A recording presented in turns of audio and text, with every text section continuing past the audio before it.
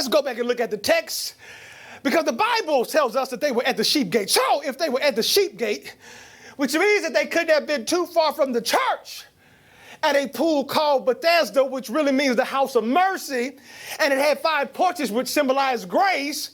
Why are y'all sitting there sick when you are at the place of healing? I'm almost done, y'all, but I believe that this is a great place for us to identify point number 3. Don't let your condition limit your potential. This kind of could go on the heels of what we talked about last week, moving from limited to limitless. We had this fig tree that had green leaves, but decided not to sprout, decided not to produce because it wasn't time yet. And their condition limited their potential. And then Jesus cursed it. And we identified last week, we cannot afford to be cursed by the man that we need to be blessed by. So I tell you today, don't let your condition limit your potential. Verse 6 says, Jesus saw him lying there and knew the man had been sick a long time. And Jesus said to him, would you like to be healed? Would you like to be healed? And the sick man says, sir, I have no one to put me in the pool when the water is moving. And while I'm coming, trying to get there, somebody else gets in first. That's why I said at the beginning of today's discourse that Jesus was offering this man an opportunity of a lifetime. When Jesus asked him if he wanted to be healed, instead of saying, Lord, yes, I want it, he began to talk about what was wrong. Yes, sir. But if you look at the top of verse 6 said Jesus already knew who the man was. Yeah.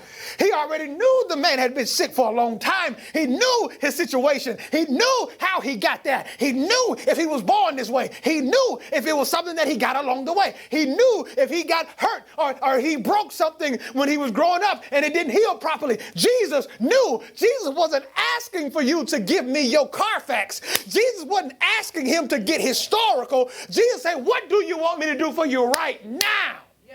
Jesus wasn't looking for an excuse. He was looking for an answer. Yes, sir. He wasn't looking for the man to describe the problem. He wanted the man to declare the solution. God, I hope I'm speaking to somebody right now. Do you want this? I know what you're up against, but do you want it? This is Jesus. He's asking you right now, my brother. He's asking you right now, my sister. I know what you don't have. I ain't asked you about that. Do you want it? I know what your credit score is. I didn't ask you all that. Do you want it? I know how your resume looks in comparison to what they are looking for, but I didn't ask you that. Do you want it? He said, while I am coming, another steps in before me. God is saying today, I know what they did back then, but do you want it now? I dare somebody with a mouthful of faith to just declare, I want it. I want it. I want you to echo, Sister Erica, I want it. And I want you to type it in the comment section. I want it. And I don't know what your it is. But if you are on, I need you to capitalize your it because it can mean whatever it needs to be. Because for some of us, it's on right now. My it has some S's to it. I need it. I need his cousin it. I need his sister it. I need brother it. I need professor it. I need doctor it. I need lawyer it. I need banker it. I need the it family because it's so many things I need in my life. I don't just need one thing, but I need them all. And I'm declaring today I want it. But the crazy part about it is in context. My God. Jesus' response was a bit anticlimactic. He did not pray for him. Yes, sir. He did not help the man get into the water. He did not speak in tongues. He did not tell his disciples, bring me forth hither thine flask of oil. Jesus did not rub his hands with oil and put his hands on the man's head and began to shake him back and forth and tell him, in the name of me. Because at that point, he would have been saying in the name of me. He didn't do all of that. He didn't Benny Hinn the guy. He didn't take his jacket off and swing it and throw his jacket or cloak on him. He didn't give him any principles of daily living. He did not give him any money or handouts. Rather, Jesus spoke to his potential and said, pick up your mat and walk. Yes, sir. Jesus spoke to the power that had been lying dormant in the man all this time. Jesus spoke to the ability in the man that the man didn't even know that he possessed. Jesus made him aware of the awesome ability he possessed. Jesus simply asked him to pick up his mat by himself. Yes, Jesus didn't call anybody else to help him. He said, pick up your mat for yourself. He simply told him what he needed to do to get well. And the Bible says the man picked up his mat and he walked. Yeah. But there's a deeper revelation in him being instructed to pick up his mat. And I want to pull this out and extract it in our last 3 minutes before I leave.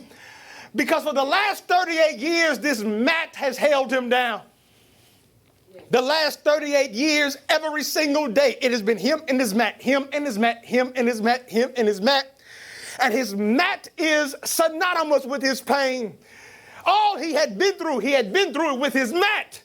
All the times the other people jumped in the pool before him, he went back and he laid back down on that mat. But now Jesus said, get up and put the mat in your hand. Why do you believe that this is important, beloved?